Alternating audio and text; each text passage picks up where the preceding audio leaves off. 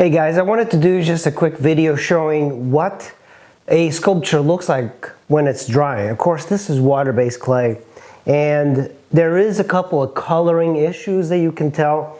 The head is drier than this chunk right here, so the platform is really not that dry yet. If I kind of zip around, you'll see it a little bit more.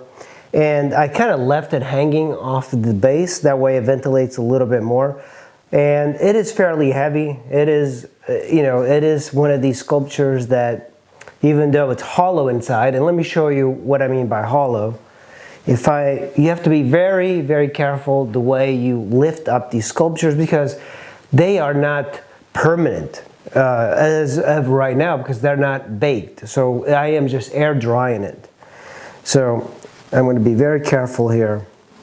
You don't want to put too much weight on any part. And if you look right there, that's my venting, and it goes right in her pelvis and onto the rib cage and everything. So you can kind of stick a stick, and it goes like pretty deep in there. So, and you can still make improvements to the sculpture if you see something.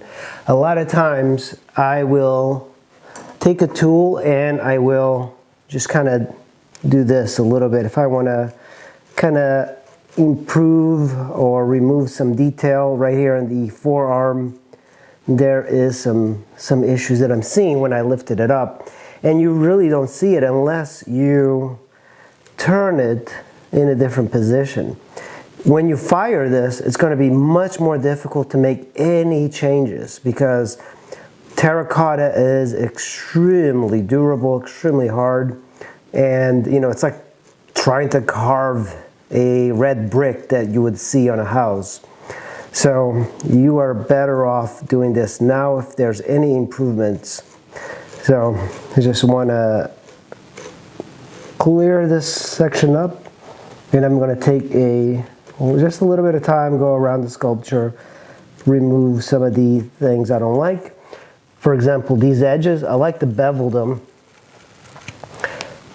because when you rest this up against a table or something, it could scratch it. So I'll run my fingers, and I'll just kind of take a tool and do this.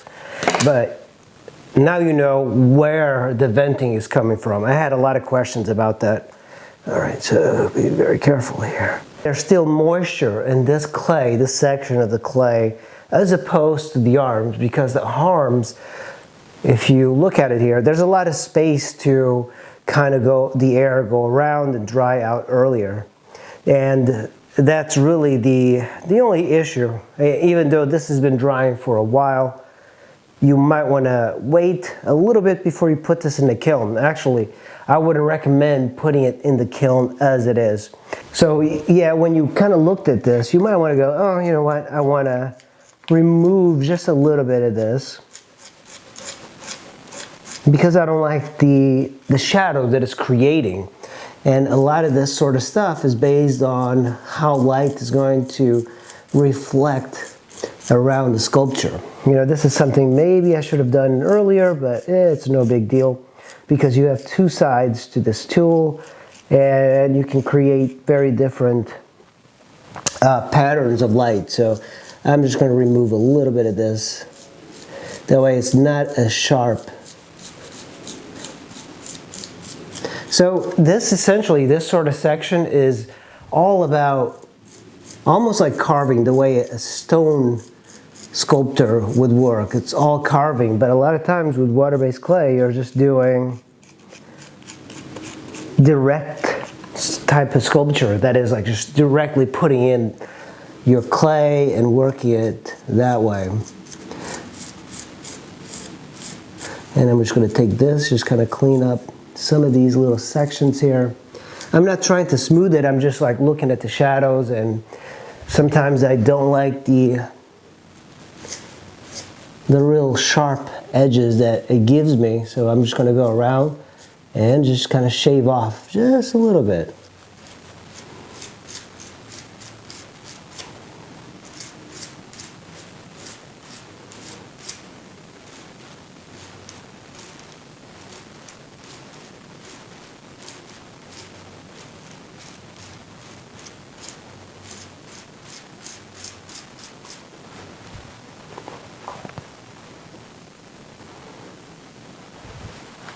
All right.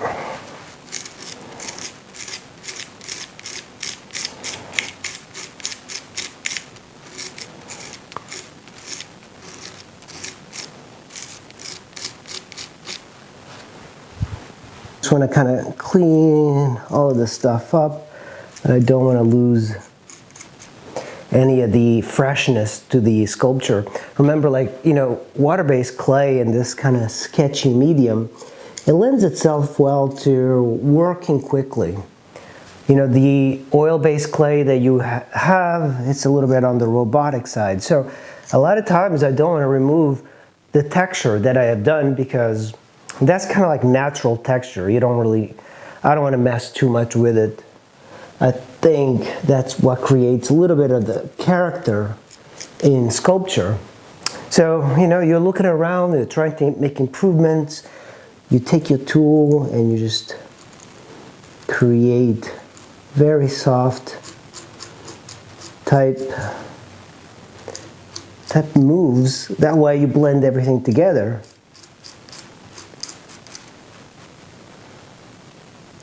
It's all about just the light. I want to look at the light on the sculpture and do the best improvements I can do. And this tool works really well because I can go inside like this. Even use my finger to brush. I don't want to go too much in the face, but sometimes just taking like a wooden tool like this and just moving it like this will almost sand it.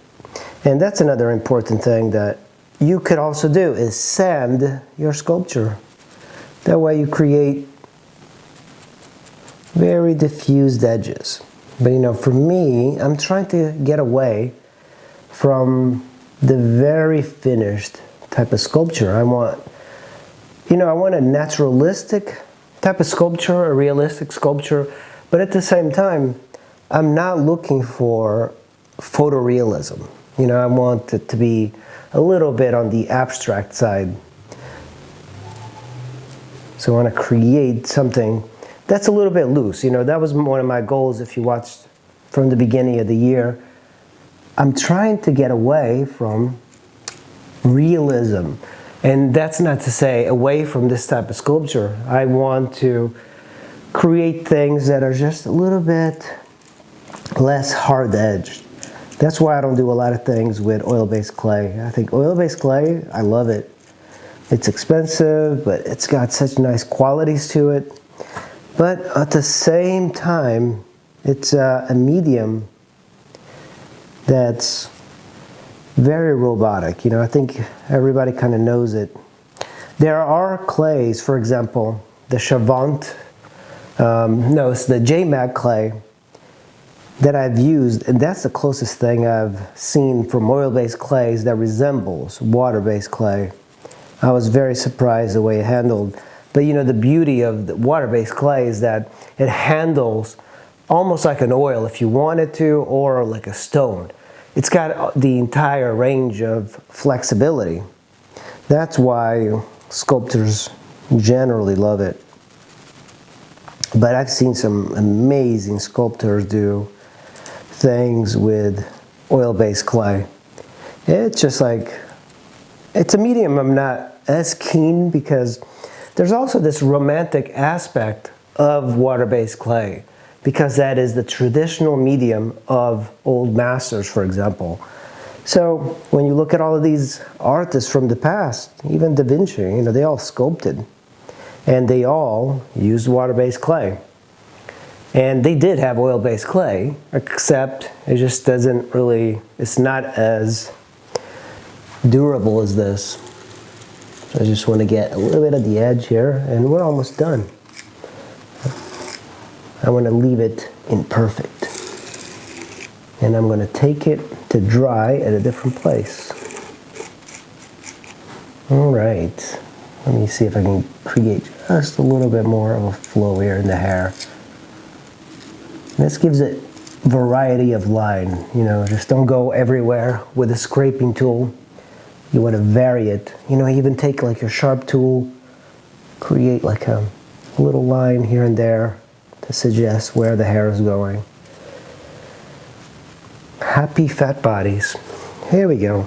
And pretty much this is what the video is, guys. I just wanted to do a quick video showing you guys what it looks like when it's drying and how flexible it is when it's still, drying. This is not permanent, so that's pretty much what this video is all about. I really appreciate you guys watching, and make sure you hit like and subscribe, and I'll see you in the next video. Thanks for watching.